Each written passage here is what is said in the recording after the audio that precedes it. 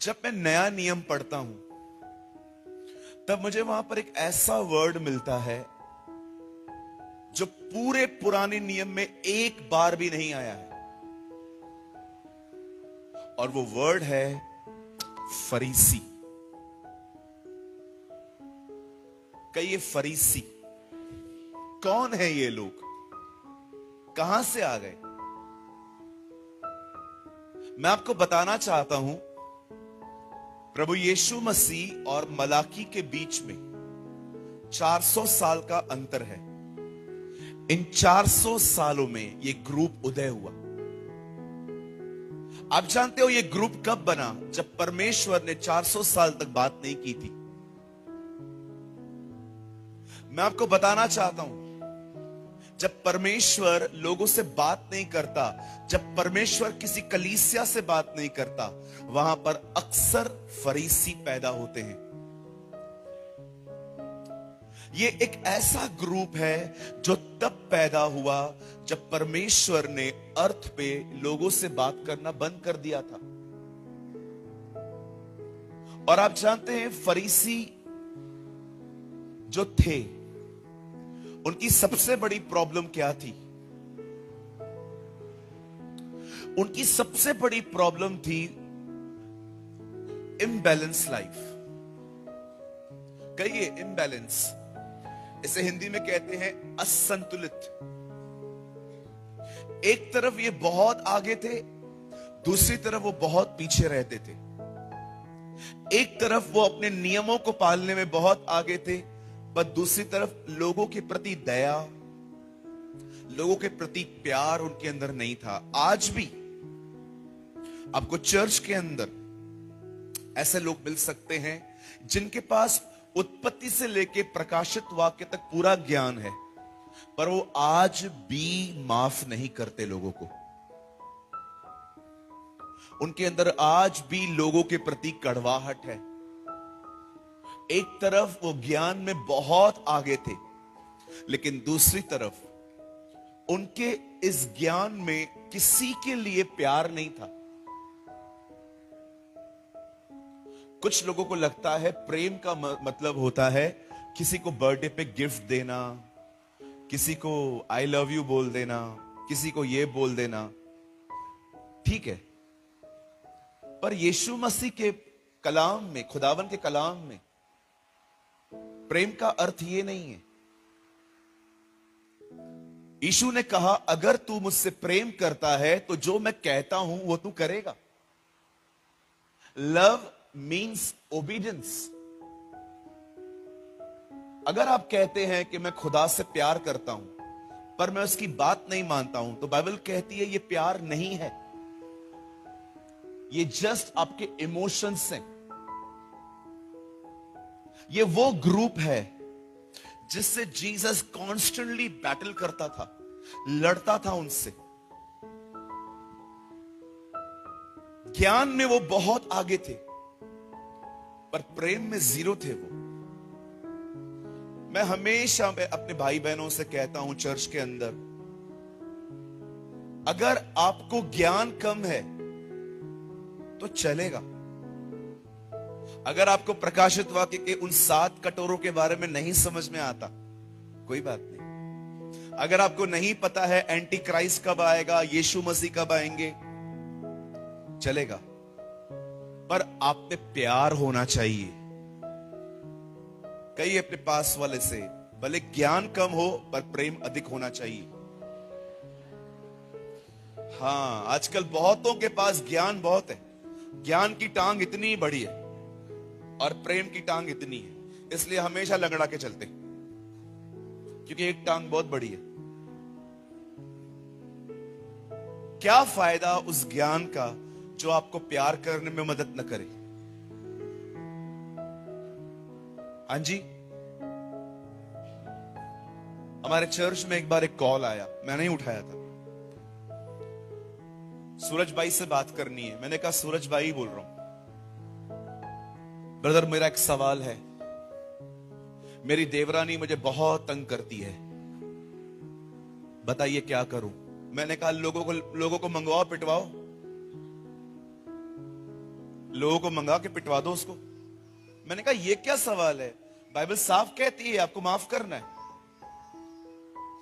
2 दिन के बाद उनका फिर से कॉल आया, ब्रदर सूरज से बात करनी है। मैंने कहा दीदी मैं ही बोल रहा हूं। भैया मैंने उसको माफ कर दिया है, लेकिन मैं उससे कभी बात नहीं करूंगी। पूछो बाजू वाले को ये कैसा माफ करना है। हमने माफ तो कर दिया है, हम बात नहीं करेंगे। कुछ लोग मुंह से माफ कर देते हैं, लेकिन कड़वाहट अंदर ही रहती है। Still they are bitter. और आप याद रखिएगा, अगर आप में कड़वाहट आ गई, आप कितना भी हाय इशू हो इशू हाय इशू हो इशू करिए, आपकी दुआओं का उत्तर नहीं आएगा। ये मैं नहीं, ये मती की इंजील कहती है कि अगर आप वेदी पर कुछ ले आते हो और आपके भाई के अंदर आपके प्रति कुछ है, तो आपको अपना बलिदान वहीं पर छोड़ देना चाहिए और पहले जाके ठीक करना चाहिए, ताकि आपकी दुआओं के उत्तर आए। मुझे एक बात बताइए, जिस खुदा ने आपके 18 करोड़ माफ किए हैं, वो खुदा आपसे उम्मीद नहीं करेगा कि आप किसी के 18,000 माफ करो। बताइए प्रभु की सामने हम कितने बड़े पापी थे। जब मैं अपने क्षमा के बारे में सोचता हूं ना, मुझे ऐसा लगता है खुदा ने मेरे 18 करोड़ माफ किए हैं, और आज जो खुदा मुझे माफ करने के लिए कह रहा है ना, वो सिर्फ 18,000 है। अब आप बताओ 18 करोड़ और 18,000 में क्या फर्क है? कोई तुलना है? न केवल उसने मुझे माफ किया था, लेकिन वो आज भी मुझे माफ करता है। अगर आज आप में से कोई ऐसा यहां बैठा है जो ये जानना चाहता है कि ब्रदर ये इनबैलेंस क्या है, बड़े ध्यान से सुनिए। यीशु फरीसियों को कहता है तुम दसवांश देते हो, तुम सब कुछ देते हो, पर तुमने विश्वास और प्रेम छोड़ दिया है। आप जानते हैं, प्लीज यहां देखिए, आप जानते हैं विश्वास पे बढ़ना कितना जरूरी है। हो सकता है आप डीजे पार्टी पे नहीं जाते, हो सकता है आप मूवीज पे नहीं जाते, हो सकता है पबजी नहीं खेलते, हो सकता है आपने बहुत सारी चीजें छोड़ दी हैं, पर मैं आपसे पूछना चाहता हूं, क्या इनके साथ साथ आप विश्वास में बढ़ रहे हो? Are you growing in faith?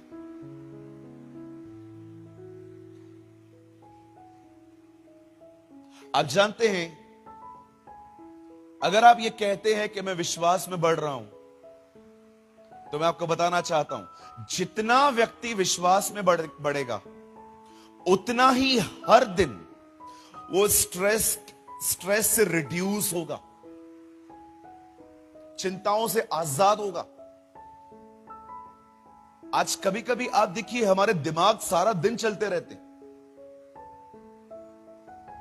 हम सुबह उठते हैं, हम लोग को ऐसे से ख्याल आते हैं, ये शॉवर लेते हैं ना, शॉवर, जब हम नहाते हैं तभी भी हमारे दिमाग चलते रहते हैं, गाड़ी चलाते हैं तभी भी दिमाग चलते रहते हैं, खाना खाते हैं तभी भी दिमाग चलते रहते हैं।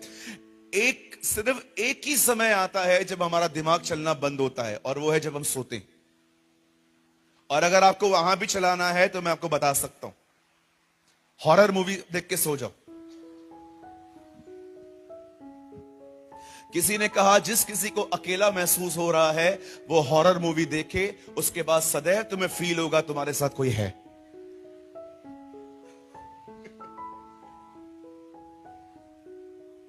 एक बहन आई हमारे पास, भैया मुझे रात को चुड़ैल दिखती है। मैंने कहा टीवी देखते हो? हाँ मैं टीवी देखती हूं। क्या देखते हो? Fear files. अब फियर फाइल देखने के बाद चुड़ैल नहीं तो क्या ऐश्वर्या आएगी?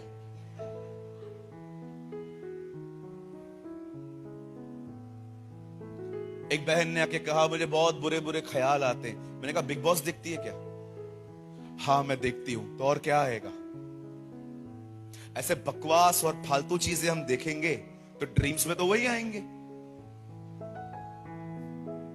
कहिए अपने बाजू वाले को, टीवी में जो देख रहा है अच्छे से देख। हाँ, मैं टीवी नहीं देखता हूं, मेरे रूम में केबल नहीं है। आजकल टीवी में जो चलता है वो कुछ पारिवारिक होता है?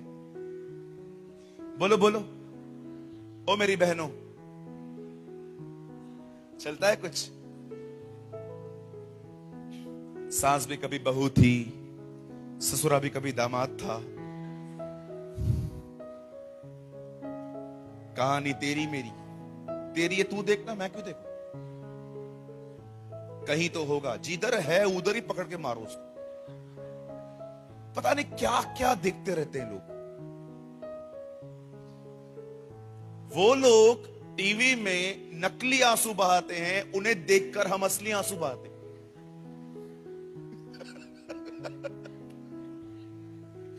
वो नकली आंसू बहाते, उन्हें देखकर हम असली आंसू बहाते। वो आज मरते हैं, कल वापस किसी दूसरे सीरियल में खड़े होते, मिहिर मर गया, धन्यवाद यीशु का, मर गया, दोबारा ना आए, इसका पुनरुत्थान ना हो जाए। कभी कभी हम लोग ऐसे ऐसे चुनाव करते हैं अपने जिंदगी में, ऐसी ऐसी चीजें देखते रहते हैं। आजकल है ना, कुछ लोग वो देखते हैं रील्स। हाँ, रील्स रील्स। बाहुबली थाली, एक रील भेजा मुझे किसी ने, 4 लोग एक थाली उठा रहे और लोगों को इनवाइट कर रहे हैं, आओ हमारे होटल में, 5,000 की थाली, बाहुबली थाली। और लोग जाते हैं। देखो आपके माइंड को कितना अमेजिंगली वो प्रोग्राम कर रहे हैं। एक बार एक जगह पे मेरी मीटिंग थी, मैं वहां पर गया। पास्टर जी आपको आज हम खाना खिलाएंगे अच्छा वाला। मैंने कहा खिलाओ, चलो। ओ गाड़ी रुकी नहीं रही है उनकी, 10 kilometre, 20 kilometre, 30 kilometre, 40 kilometre, 50 kilometre. 1.5 घंटे के बाद एक होटल आई, बोलते हैं ये होटल है। मैंने कहा दिमाग खराब है तेरा, 1.5 घंटा खाने के लिए ट्रैवल करने के लिए आया तू? इससे अच्छा मेरे को घर पे भिंडी और रोटी खिला देता तू। 1.5 घंटा ट्रैवल करके गए हैं खाना खाने के लिए।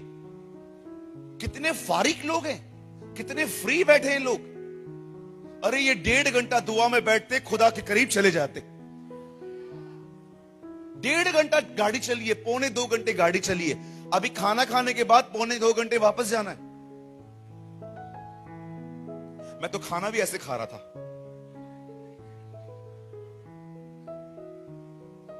ये लो मच्छी, मैंने कहा तुम ही खाओ तुम्हारी मच्छी। 1.25 घंटे खाने के लिए।